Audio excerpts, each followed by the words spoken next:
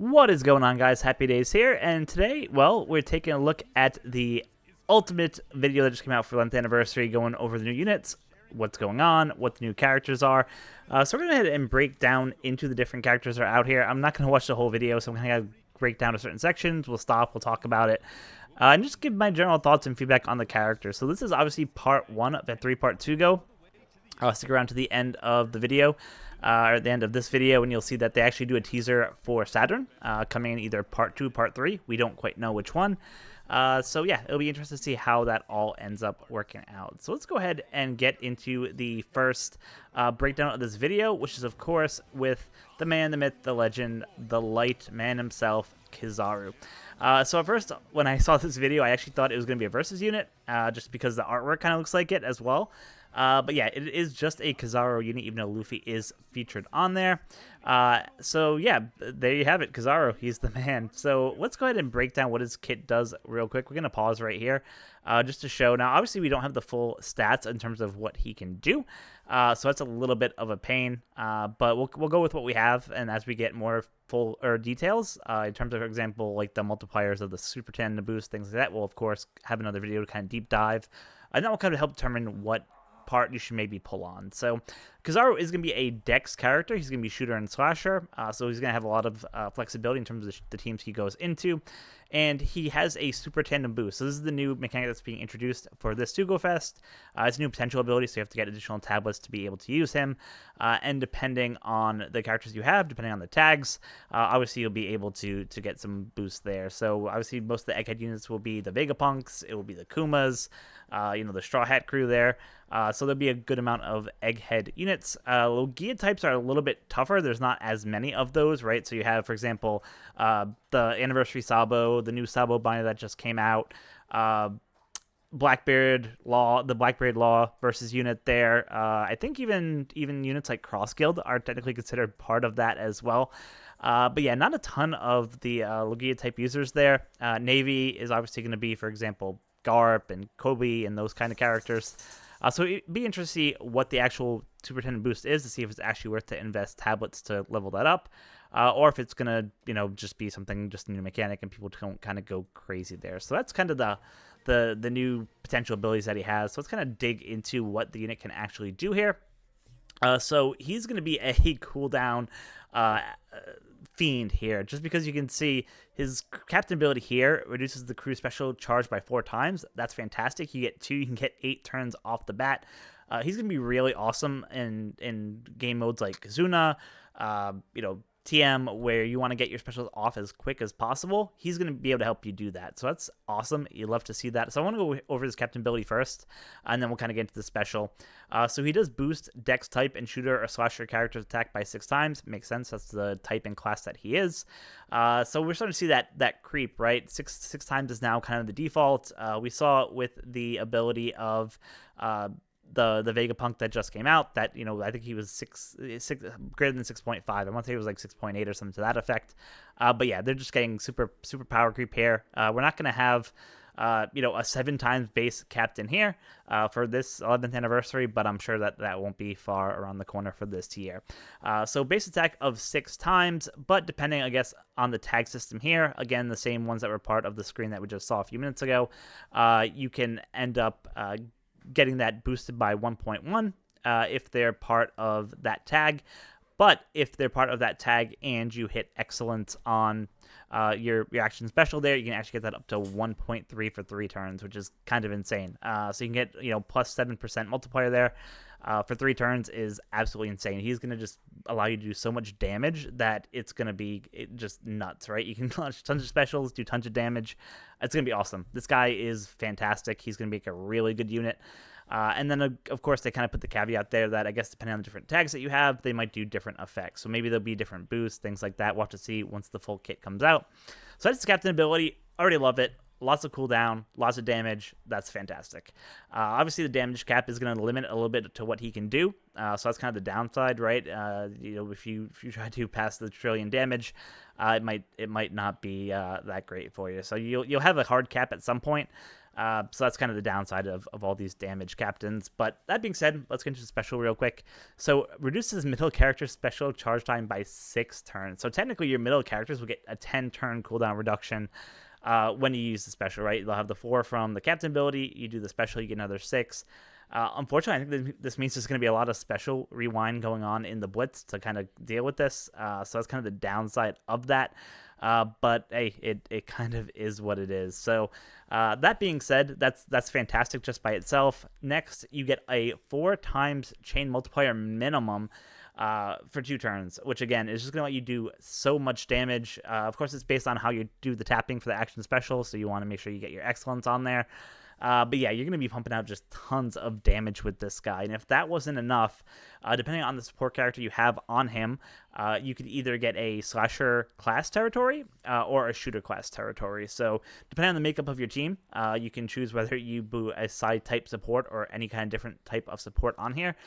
So the fact that you don't have to do anything special, as long as you just have a side support unit on here, or even if you don't have a side support unit on there, just getting that territory is going to be awesome.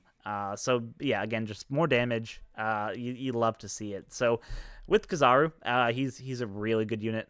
Like I said, I think out of the 3, I'm probably more impressed with what he can do. I do like the Luffy, Sanji, and Zoro that we'll get into in just a second a little bit better, just because Luffy's the man. But yeah, like this guy is no slouch. He is going to be awesome. If you pull him, he is going to be fantastic for your team, so you'd love to see that. So that's Kizaru. Let's get into the next breakdown here, which will be of the Luffy, the Zoro, and the Sanji. So I'll just kind of come to this point so we can at least see hopefully a little bit of the animation before we kind of get into the details of what they do. Again, animation sick. The fact that they're going to have unique animations for each of the characters, again, is absolutely awesome. And it's kind of the way they're going to start probably introducing triple characters, which is just going to be amazing for the types of supports you can throw on these guys. You can just do anything. You already have 3 members of the Straw Hat crew there, so that's, of course, super beneficial. Sorry, let me go back for 1 second here so I can get what they do here. So they are a Psy-type unit. Free Spirit and Slasher completely makes sense based on the units there. And they can activate a Super Tandem Boost. So again, similar to Kizaru, they have this new potential ability. And then increase the boost level of the Straw Hat Pirates, which has, obviously a ton of different units there. So it won't be too hard to probably fulfill that tag.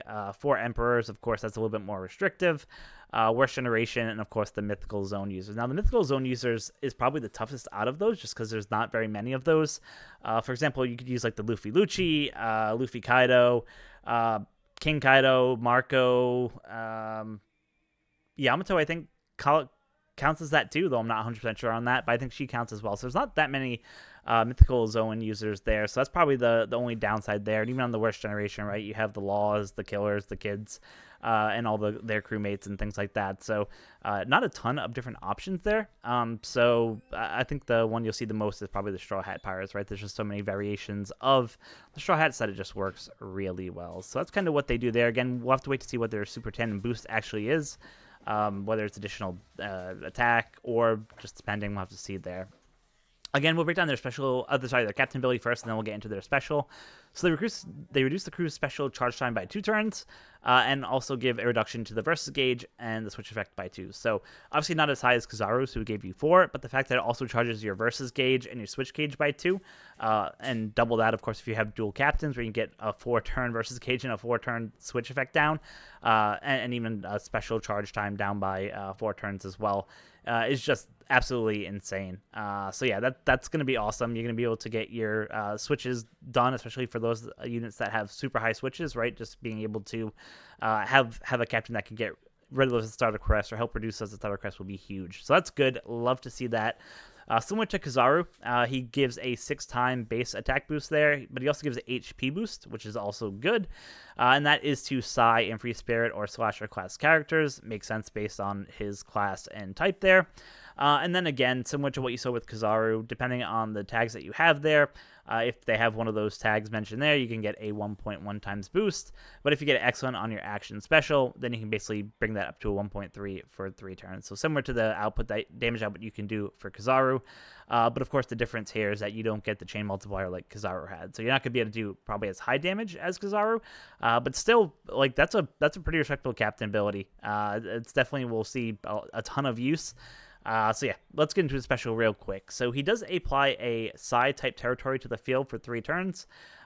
So unlike Kizaru, you don't need a support character to apply this. You just do your special, it throws it on there.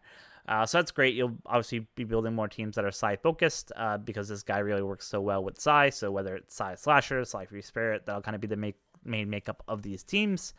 And then again, if certain crew requirements are met, and I'm guessing that this will probably be based on maybe the tag system as well, then it boosts Psy and Free Spirit or Slash character attack by 3.5 for 2 turns. So I did a quick look just to see, because I was wondering how many characters could actually do something similar to this. I didn't think there were very many on the attack side. So like I said, it's mostly other Luffy units, right? So the Int Luffy can do the same thing, at least 3.5 for 2 turns. The new Vegapunk does that. Whitebeard Ace does that, but that's pretty much it in terms of who can match the attack boost for this multiplier and that amount of turns. So the fact that there's only really two other characters who can do this in the game means that this is going to be super valuable. Get a lot of attack damage there, and of course you could help further boost that, right? Depending on what other units you're using to even get that higher than 3.5 for 2 turns. So that's fantastic. You like to see that. And on top of that, if that wasn't enough, you also get a orb boost of up to 4 times. Again, just depending on your action special. So you want to make sure that you're hitting your excellence on your action special to get the most damage. And again, 4 times is absolutely insane. The only other units that could do 4 times for over 2 turns is the Dex Annie Ace. And I think there's like a super old Big Mom unit that can do it too. Though don't fact check me on the Big Mom one. I just know that the Anniversary Ace can definitely do it. So yeah, the fact that this will be the only character who can get a orb multiplier or a slot multiplier, an orb multiplier that high, it just gives an insane amount of value. So free attack boost, free orb boost. You'll be doing tons of damage with this guy, which is great. So yeah, that's Luffy, Sanji, and Zoro. Like I said, I think that this will probably be the unit that most people are pulling for on this part 1, just because it's the triple unit, right? It's the man himself, Luffy, and of course with the Zoro and the Sanji stands as well. People will be clamoring to get this unit. So I definitely see people going for Luffy number 1 and probably going for Kizaru number 2 if they get lucky or they're spending money to get the gems there. So that's the breakdown of the Luffy, Zoro, and Sanji unit. So, of course, we have one more unit to talk about, which is Nami, which is kind of out of the left field. Like, I had no idea that they were going to pull this Nami out, make her one of the units here. It's interesting in terms of, I believe it was a fan art that they did for something. So the fact that they were able to put that into the game, obviously, is cool. Alternate timeline stuff is always cool, and of course it's waifu, right? So who's gonna say no to that? So let's quickly break into her kit, see what she can do. Now she is an anniversary exclusive legend. She's not a Super Sugo legend. Just keep that in mind as you're going. So she's not going to be as impressive as the other 2. It just kind of is what it is, but you'll only be able to pull her on the anniversary banners. So unfortunately, we don't really know much here outside of her being a Psy unit, again, Slasher and Striker. So she'll pair really well with the Luffy, Sanji, and Zoro we just saw. She does have a Super Tandem, not the Super Tandem boost. So if you have any of the Super Tandem tablets already, you could use them, though I probably wouldn't recommend it for this character just because I'll talk about it in a second, but based on her special, I don't think it's really that. I don't think it'll be that impressive, the Super Tandem. So, you probably just leave it base level 1. And like I said, we don't have any details on what the Super Tandem does. We'll get that at a later date. But the fact that her EX Super, and she has EX Super, and it can be used as a crewmate, does give her a lot of awesome value there. It's always great when you can use the EX Supers as crewmates.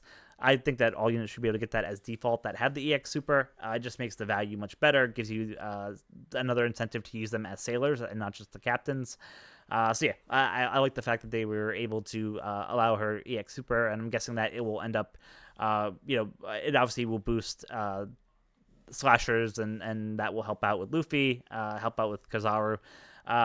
You'll definitely, if you pull this Nami, you'll use this alongside of them as well. And like I said, we'll just wait to see what the actual what the values are and what the Super Tandem does when Bandai releases that. That artwork is so sick. That animation is awesome. So let's talk about the captain ability. So she increases the berries earned by 4 times. So I believe that's probably the highest berry booster in the game. The only reason I don't see a ton of value for this is the only time people really that I see use berries are for either upgrading your ships with the cola, all right, that's probably the biggest sink, or using level and break materials, right, paying for that. But obviously the ship is probably the much more likely scenario people are getting berries for. So while it's great that you can get more berries quicker, I just hate the RNG system of the ship upgrade, to be completely honest. So I don't see a ton of value there. That's kind of the downside there. But to make up for that, she does give Psi-type slashers or striker class characters a 6 times attack boost when you have matching slots, 5 times otherwise. Get some recovery as well, 1.35. So it's respectable. She's obviously not going to be at the same power level as the other 2 units that we just saw, but the fact that she can get at least a 5 times captain, which I believe is higher than the Dex Roger unit, I want to say. But yeah, getting up to 6 times when slots match will let you just kind of get through that content. Now, most of the time when you're berry farming, you're not doing hard content, right? So having a 6 time attack boost or 5 is probably fine for doing berry farming. You're not gonna need a 6 times attack boost really, but it's just nice that you have it. You get some extra attack there, and then when you have 4 or more straw hats on the crew. And of course, that's easy to do if you have the new anniversary Luffy unit that's coming out. Then basically you get Bind and Despair for 3 turns. So obviously, if you have dual captain of this Nami, you'll get 6 turns of Bind and Despair removal, which is really good. There's not like a ton of units that actually have the ability to get rid of that many turns. Most of the time, when they get rid of it, it's like 10 is the max.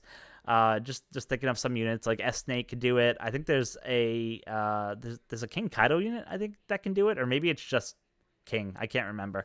But I think either one of the King or Kaido units can do it as well.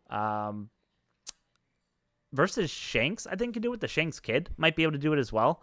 But yeah, there's not very many who have the ability to get rid of more than 6 turns of Bind and Despair together as part of the captain ability. So she is kind of niche in that effect, and obviously it's a very common debuff. So there's a lot of supports to kind of get around it.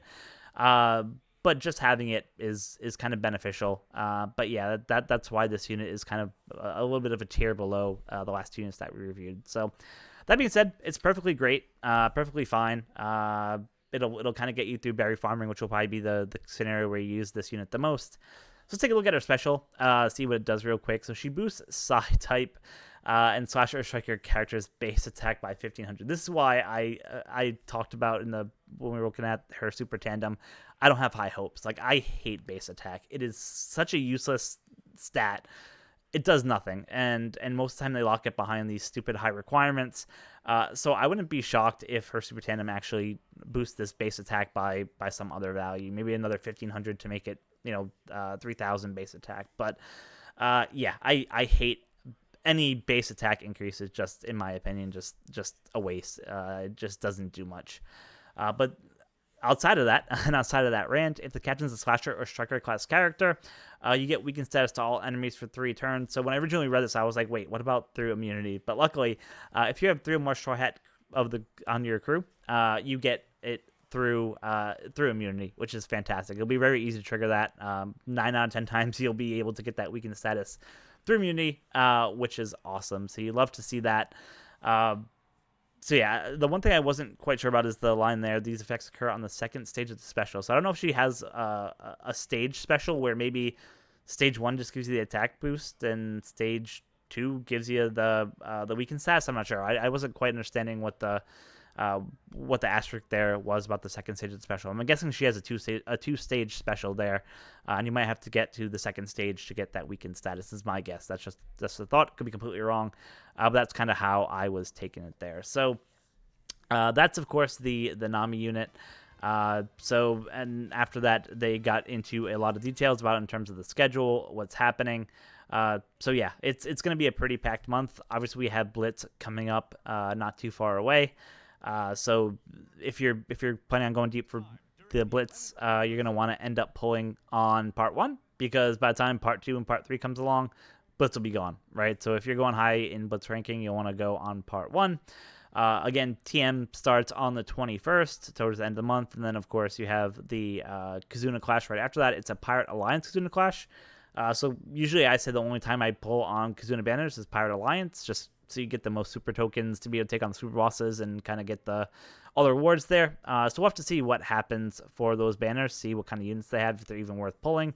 But yeah, it's going to be just a crazy month of a lot of Sugos, a lot of events going on. There's also the Pirate Rumble Grand Party special going on, so another Grand Party. So again, that's just absolutely kind of nuts. But I love Grand Party. It's easy to get 10 wins, get the 50 gems, basically get another free pull, right? Outside of all the gems that they're giving us already. So yeah, love to see that. The only other thing I am just going to quickly touch on is kind of the last like 10 seconds of this video. And you might say, well, why? What's so important about the last 10 seconds of the video, right? And basically, outside of showing all the cool units up to date, Bandai does give a little teaser at the end of course, what is going to come in part 2. Now, of course, we don't know what's coming in part 3. Saturn is... I'm super excited for Saturn. Like, I don't care how many gems it takes. I'm going to pull for Saturn. It's just kind of is what it is. He's going to be a fantastic unit. Absolutely good. Love to see that. So, yeah, we'll pull for that unit as he comes out. So that's going to pretty much wrap up this video for me today. Hopefully you guys enjoyed the breakdown. Of course, we don't have the full breakdown of the characters yet, so just my thoughts and opinions at a high level, just kind of looking through them. So yeah, I'm personally going to be pulling for the Luffy, Sanji, and Zoro. And then if I am able to pull them, probably on part 1 of the 3-part Sugofest, not part 2 or part 3, but if I pull them on the part 1 of the part 1 Sugofest, then I'll probably switch over to the opposite banner, right? If I pull Kizaru, I'll swap over to Luffy's banner. If I get Luffy first, I'll swap over to Kizaru's banner, just so we have the better chance of getting them there. That being said, I'm going to wrap up this video here. Thank you guys so much for watching. Let me know what your thoughts of these characters are. You know, do you like the new triple characters? Do you think it's going to be awesome? Do you think the Sugo structure is a little bit weird? Obviously, I'm not a biggest fan of having 3 giant Sugofests, right? Because one, that probably means there's about 5 legends that you're going to want to have to pull for, and that's a bunch of gems, right? And even though Bandai is pretty generous in the gems that they give on a month-to-month basis, it's still a lot of gems, right? Especially if you're free to play or you don't spend much money on the game, it'll be kind of painful unless you pick and choose which characters you want there. But yeah, overall, I'm pretty excited. Like I said, Saturn's going to be hype for either part 2 or part 3. I have no idea where they're going for the other parts. Obviously, it sounds like if they're going to have a Saturn part, I'm assuming they're going to have a couple other villains on that part of the banner. But then I don't know what they're gonna do for part 3. I was thinking maybe they'll do the rest of the Straw Hat crew. All right, the Chopper, the Jinbei, the Frankie, Usopp. But I don't know if they have enough to really be standalone characters to have a Sugofest and an anniversary just dedicated themselves. But who knows? It could be. But yeah, you want to grab probably Kizaru, Luffy from here. Obviously Saturn on part 2. And then I would just kind of wait and hold and see who else is valuable, who else you get, and then just make the judgment call from there, whether you think it's better to spend gems on part 3 or save gems for TM or for Kizuna, or what might be coming up. So thank you guys so much for watching. Again, let me know what you thought of the teaser video or the full video here in the comments section below. As always, until next time, be kind to each other, and I'll bring you the updates as soon as I get them with the more detailed stats. Have a good night.